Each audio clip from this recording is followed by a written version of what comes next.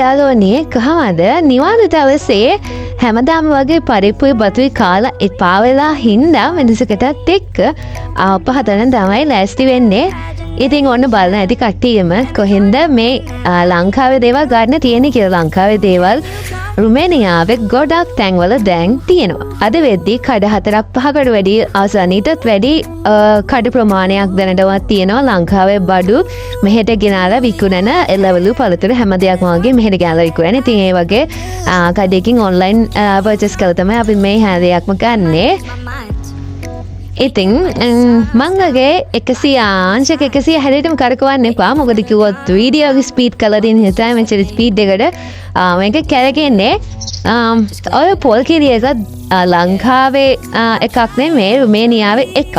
ඒ වුණාට ගොඩාක් තෙක් පොල් කිරි එකක්. මේක හරිම රහයි අප හැදුවාම සහ අනිත් ගොඩක් දේවල් වලට කැම වලට අපි පර්සනලි යූස් කරන්නේ මෙන්න මේ කොකනට් මිල්ක් එක.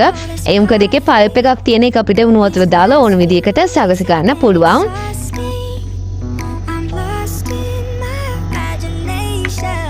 ඊට පස්සේ මේක විනාඩි 15ක් මෙහෙන්න මෙහෙම වහලා තියන්න ඕනේ. විනාඩි 15කට පස්සේ බිත්තරේකුයි තපෝ කීටිකුයි දාලා හොඳට මිශ්‍ර කරලා ආයි විනාඩි 15ක් තියාගන්න ඕනේ.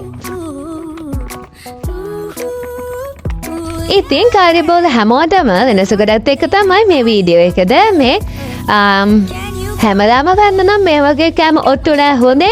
මොකද ගෑස් ටික ඩබල් ට්‍රිපල් ගන්න පුළුවන්. මම වගේ ඉඳලා try කරලා බලන්න. හැමදාම නෙමෙයි සතියට එකපාරක් විතර හොඳටම ඇති. මෙන්න මේ ගානට ආපමිෂනේ ආවයින් පස්සේ විනාඩි 15ක් තියලා ඊට පස්සේ මෙන්න මෙහෙම අපිට හැන්දක් තිබ්බේ නැත්තේම කිව්වොත් තියෙන හැන්දෙන් කරන්න අමාරුවෙන්ද මෙහෙම මම කෝපයක් ගත්තා. මොකද නැත්තම් හැන්දෙන් දැම්මොත් ඒට වෙනකම් මට ඒ ආප්ප ටික හදන්න වෙනවා. මේ මං හදන්නේ ඉස්සෙල්ලාම කිරි ආප්පයක්. මොකද කියලා කිව්වොත් මං හරි ආසයි කිරි ආප්ප කන්න. ෆස්ට් එකම මං කිරි ආප්පයක් තමයි හැදුවේ. හරි දැන් කිරි ආප්පේ ලෑස්ති.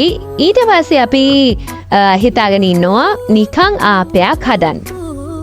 ඔන්න මේ විදිහට තමයි කිරි හොඳට මේ වෙලා තියෙන්නේ. උඩට මං ආසයි ඔය විදිහට කන්න. ඒකයි ඒකේ කිරි ටිකක් මෙල්කට තියෙද්දි ගත්තේ. ඊට පස්සේ නිකන් ආප්පයක් තමයි හදාගන්න හදන්නේ. ආප්ප ඉතින් ජාති 3කට 4කට 5කට විතර හදාගන්න පුළුවන්. මිරියද ඊට පස්සේ නිකන් ආප්පයක් හදාගත්තා. නිකන් ආප්පයක් නම් හදාගත්තේ නිකන් කාලා බලන්න. ඊට පස්සේ මට ආයෙ හිතුණා බිත්තර ආප්පෙකුත් හදාගන්න ඕනේ කියලා. හකුරු ආප්පත් හදන්න ආසාවෙන් හිටියා. හැබැයි ඒ වෙනකොටත් හකුරු ටික ඉවර වෙලා තිබ්බේ. හින්දා හකුරු ආප්ප හදන්න බැරි වුණා.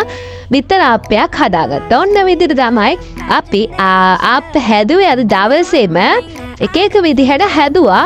කන්නත් පුළුවන්. බලන්න ඔබ ෆයිනල් ලුක් එක හැම එකකම ෆයිනල් ලුක් එක හරි ලස්සනයි.